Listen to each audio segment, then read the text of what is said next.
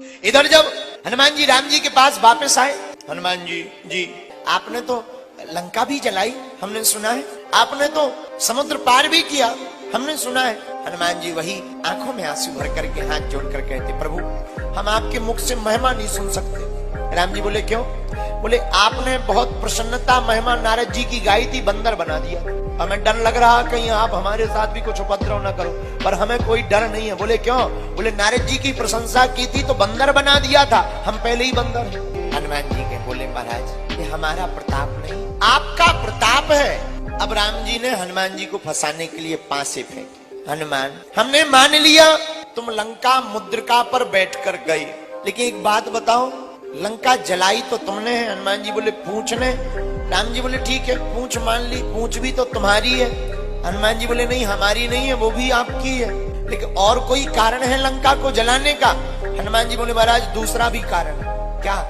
हनुमान जी हाथ जोड़ के बोले सरकार 5 लोगों ने मिलकर लंका जलाई है, FIR केवल हम पे ना हो।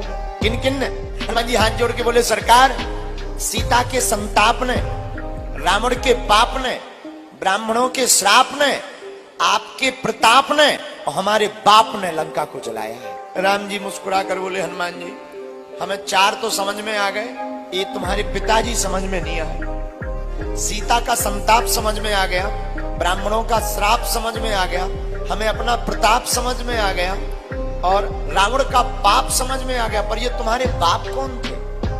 हनुमान जी बोले सरकार बुरा ना माने तो हकीकत बताएं। बोले बताओ। बोले हमने तो एक ही घर में आग लगाई थी, हमारे पिताजी कौन है? बोले आप बताओ। अब हनुमान जी ने अपना परिचय दिया, हमारे पिताजी पवन, हम हैं पवन सुत। और हनुमान जी बोले सरकार जहां लंका में एक मकान में धू धू करके आग लगी, सोई हमने पिताजी से कहा पिताजी घर घर पोस्ट भेज दो, पूरी लंका धू धू करके जल गई।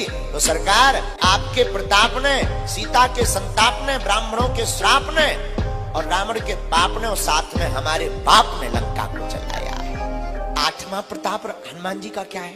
हनुमान जी ने लंका की यात्रा में 8वां कौन सा झंडा फहराया है? हनुमान जी जिस प्रकार गए थे उसी प्रकार वापस आए, पर वापस आने में और जाने में अंतर है।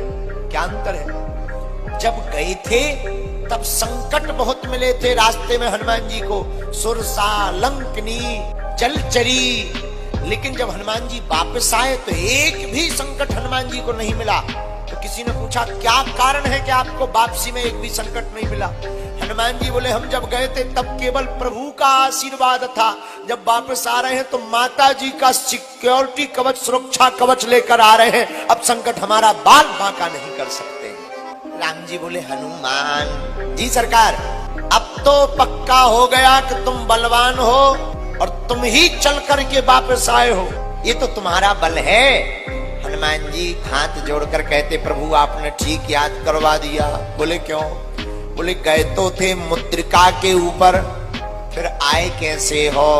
माता जानकी जी ने जो चूड़ामणि दी थी उनको निकाल कर राम जी के चरणों में रख दिया। सरकार आपने ठीक याद करवा दिया, हम गए मुद्रिका पर थे, लौटकर आए चूड़ामणि पर, इसलिए सरकार अब सिद्ध हो गया हमारी कोई प्रभुता ही नहीं, ये आपका प्रताप है, सो हम गए।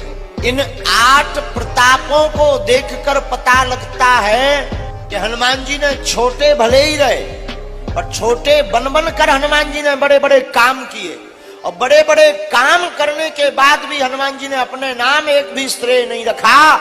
हनुमान जी ने सबका श्रेय राम जी के चरणों में रख दिया, इसलिए हनुमान जी निराभिमानी हो गए। और हमें यही सीखना चाहिए, श्रेय अगर हम खुद रख लेंगे तो अभिमानी हो जाएंगे, श्रेय अगर परमात्मा के चरणों में रख देंगे तो हम निराभिमानी हो जाएंगे।